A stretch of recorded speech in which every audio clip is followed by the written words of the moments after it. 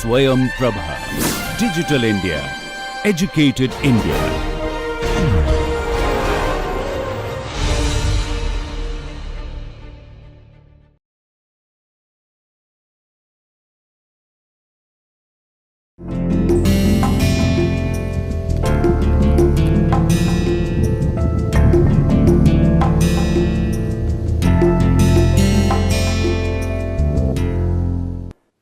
मिनासान कोनिचिवा, नमस्कार।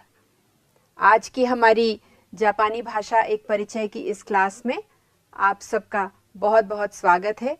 हार्दिक अभिनंदन उन सब का भी जो लोग आज पहली बार आ रहे हैं। आशा करते हैं कि आप लोग को यहाँ से फ़ायदा होगा। इस क्लास से आप अच्छे से बोल पाएंगे, इम्प्रूव करेंगे अपनी जापानी और कॉन्वर्सेशन में आपको सुविधा होगी। तो हमारी पिछली क्लास में हम लोगों ने किया है वा और नी, अरिमास और इमास के साथ। तो अब हम लोग इस क्लास में थोड़ा सा कुछ अलग करेंगे।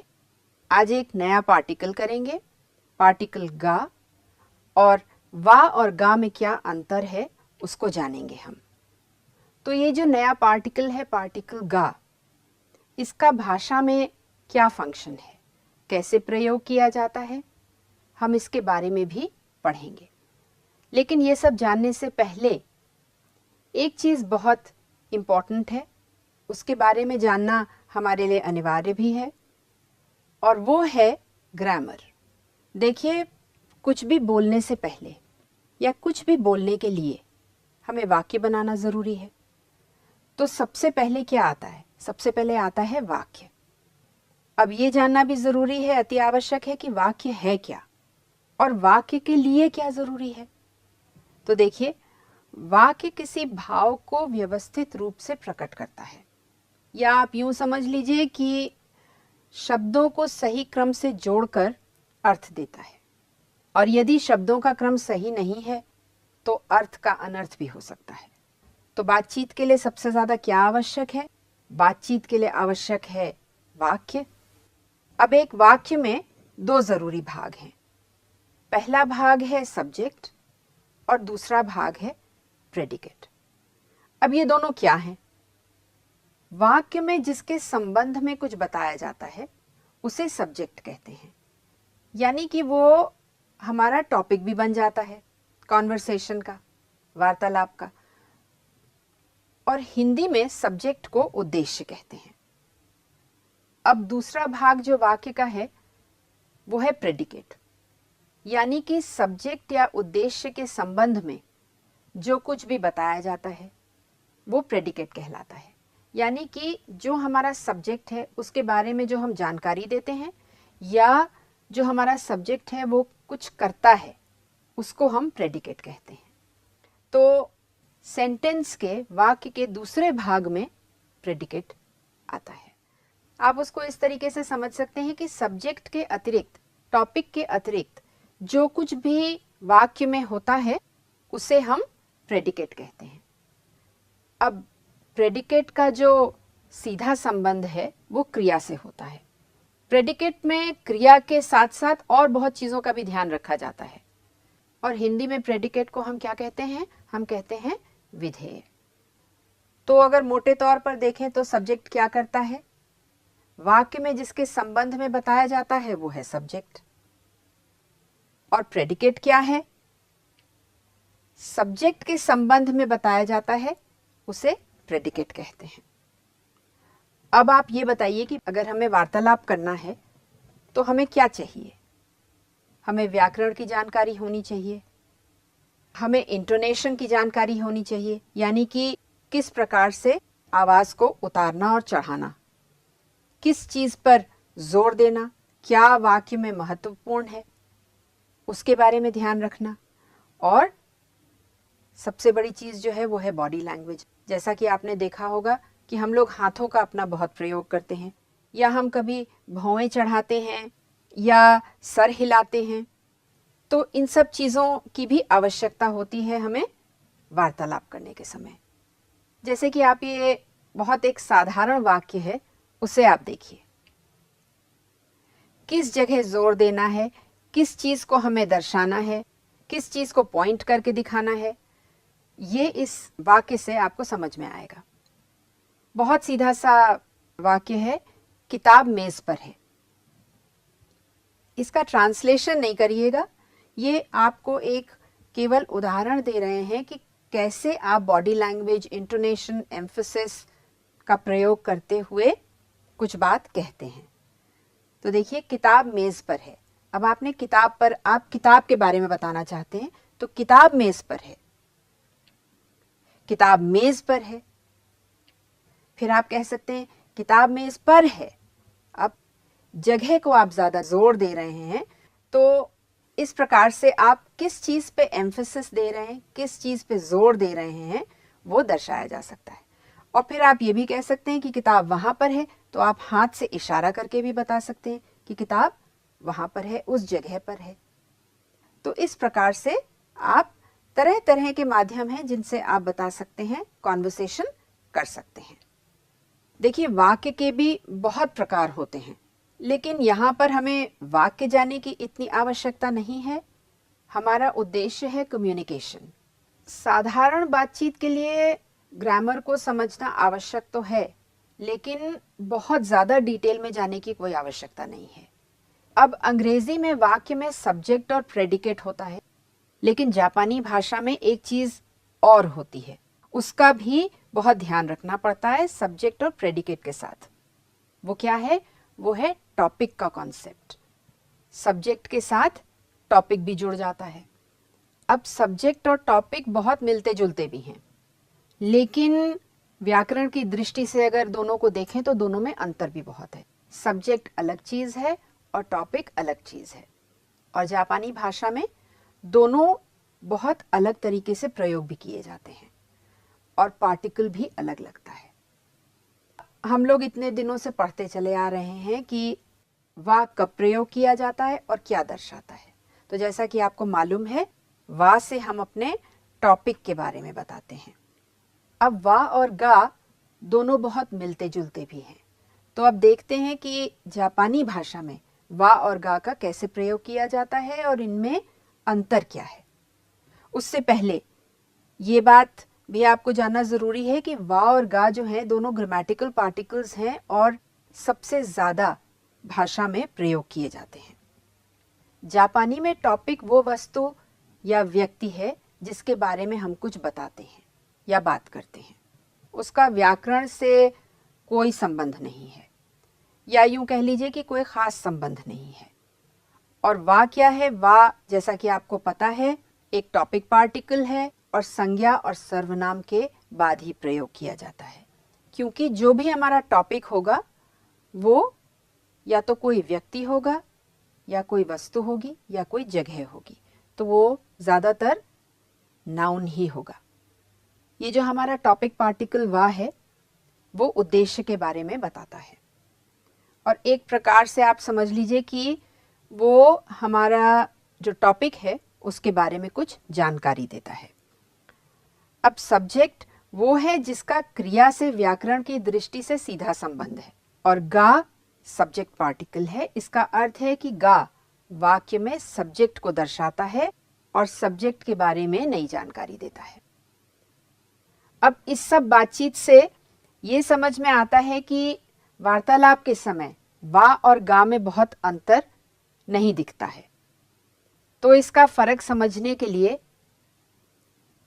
हम ये समझ सकते हैं कि वाह के बाद जो कुछ भी आता है, जो भी चीज पार्टिकल वाह के बाद कही जाती है, वो बहुत महत्वपूर्ण बन जाती है, और वाक्य में जो भी चीज पार्टिकल गा से पहले कही जाती है वो बहुत महत्वपूर्ण बन जाती है। इस सब से हम इस निष्कर्ष पर पहुंचते हैं। तो अब ये सब समझने के लिए तो ठीक है, लेकिन पूरी तरीके से ये भी सही नहीं है और काफी कंफ्यूजिंग भी लगता है।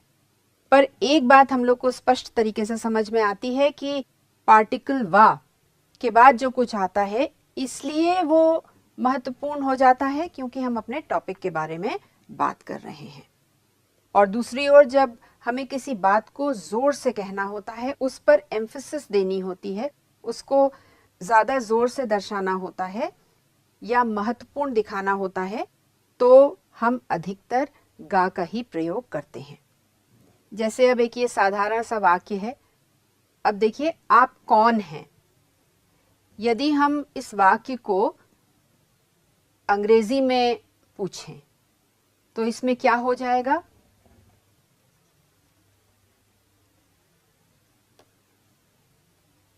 क्या बनेगा ये? Who are you. जबकि हम अंग्रेजी में बहुत ज़्यादा इस तरीके से नहीं पूछते हैं। हम ज़्यादातर अंग्रेजी में पूछेंगे व्हाट इज़ योर नेम। लेकिन हाँ, ये इस समय एग्जाम्पल के तौर पर, उदाहरण के तौर पर हम प्रयोग कर सकते हैं। आप कौन हैं अंग्रेजी में अगर कहेंगे तो वो होगा हु आर यू। तो आपका जापानी में जवाब क्या आएगा? वाताशी वा मीरा देस। मैं मीरा हूँ। तो मेरे बारे में बात हो रही है। मैं कौन हूँ? मैं मीरा हूँ। Who are you? I am Meera. वाताशी वा मीरा देस। अब इसी की जगह अगर हम ये सवाल करें कि यहाँ पर मीरा कौन है, इस कमरे में, इस जगह पर मीरा कौन है, तो उसको अगर हम अंग्रेजी में लिखेंगे तो हम कैसे लिखेंगे? देखिए, यहाँ मीरा कौन है, तो हम अगर इसको अंग्रेजी में लिखते हैं तो हम कहेंगे who is Meera over here. तो इसका जापानी में जवाब क्या आएगा? यहाँ पर वाताशी गा मीरा देस, यानी कि मैं मीरा हूँ। मीरा जिसके बारे में आप बात कर रहे हैं वो व्यक्ति मैं हूँ। सो वाताशी गा मीरा देस।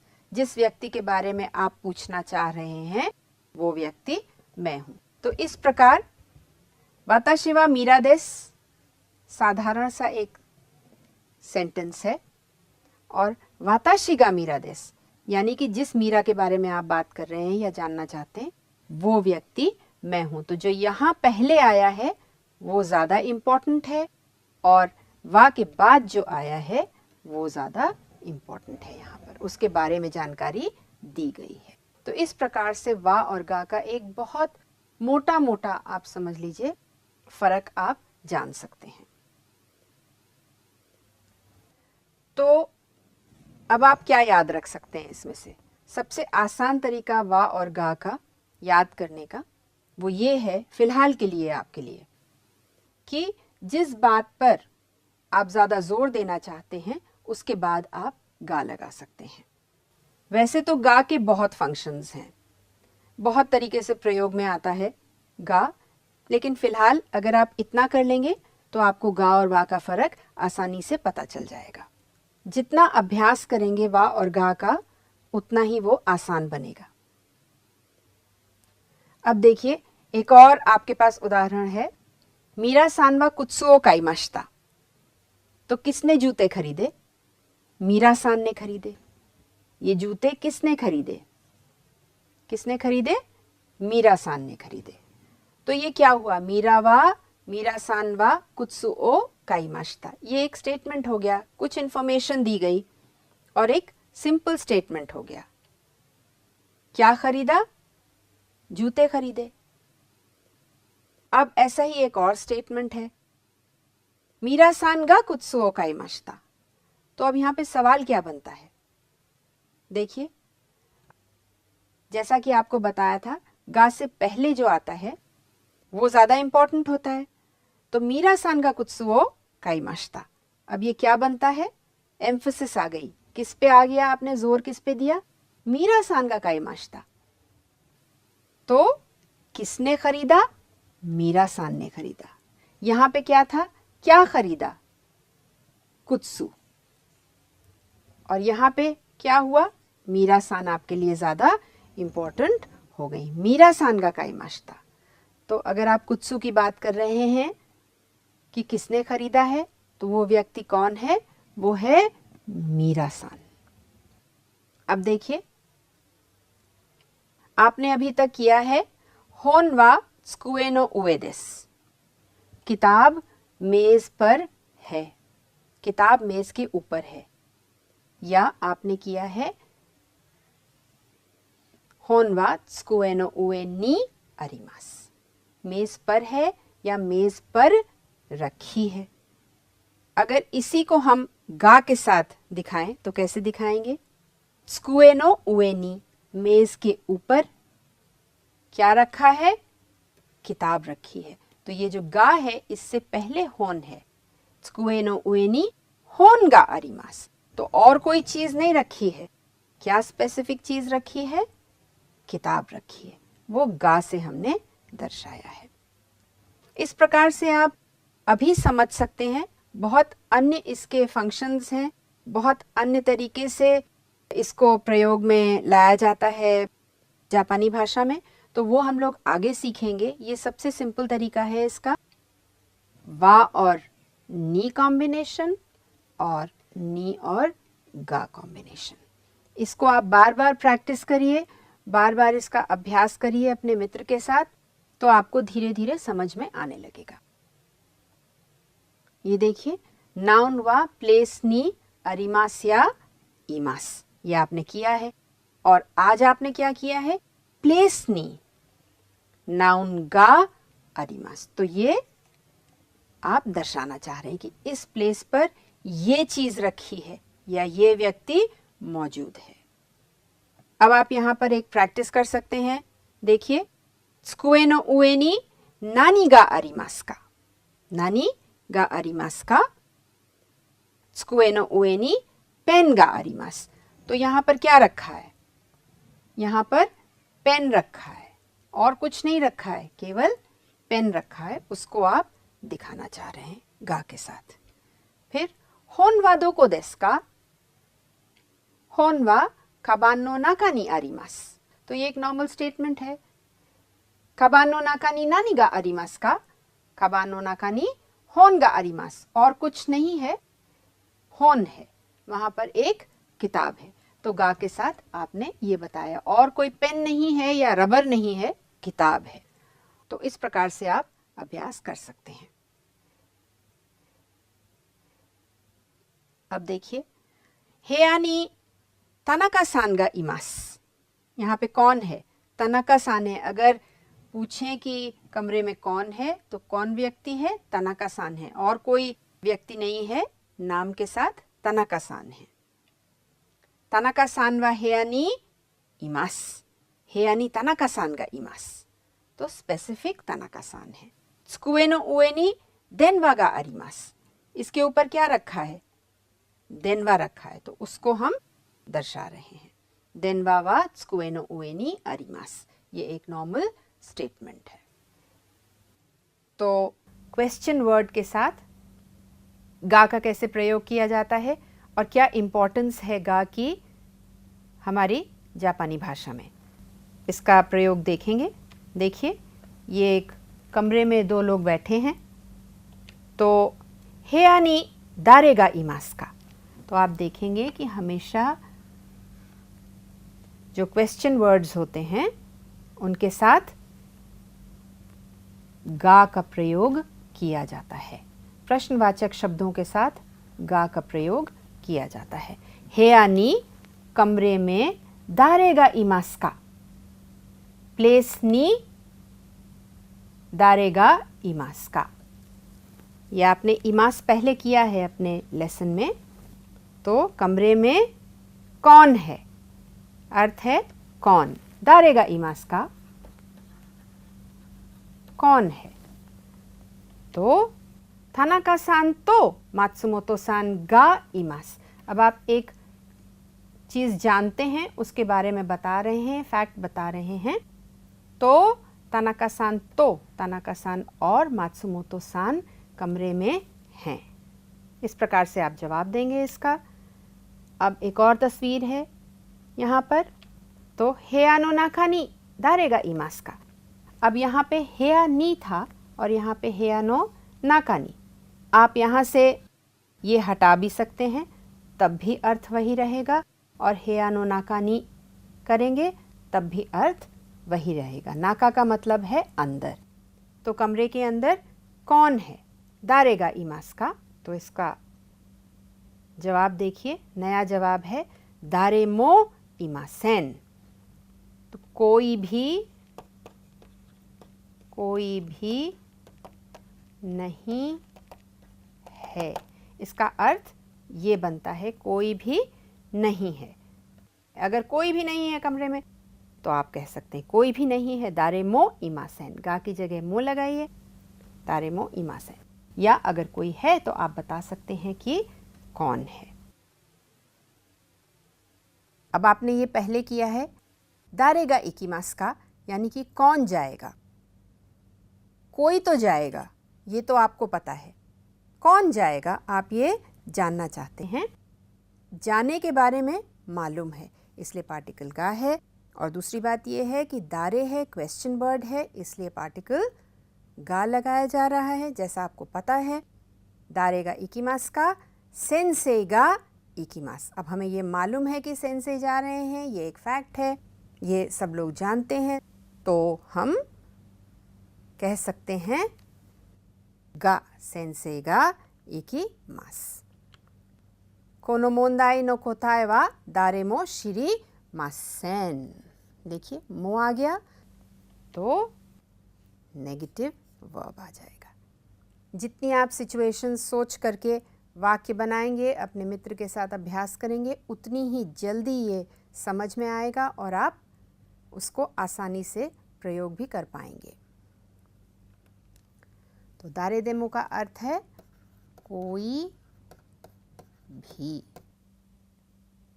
तो जैसा कि हम लोगों ने इस लेसन में गा किया है, आशा करते हैं कि आपको कुछ अंतर आपको समझ में आया होगा और आप इसको करने का प्रयास करेंगे। आपके शुकुदाई के लिए, होमवर्क के लिए आप गा और वा नी से वाक्य बनाइए। वाक्य बना करके उसको जोर से अभ्यास करिए, उसका मित्र के साथ प्रश्न करिए और उसका जवाब मांगिए। अगले क्लास में हम लोग और गा के बारे में करेंगे, उसके और तमाम फंक्शंस करेंगे। तब तक आप घर में इसका प्रैक्टिस करिए, इसका रेंशू करिए। धन्यवाद।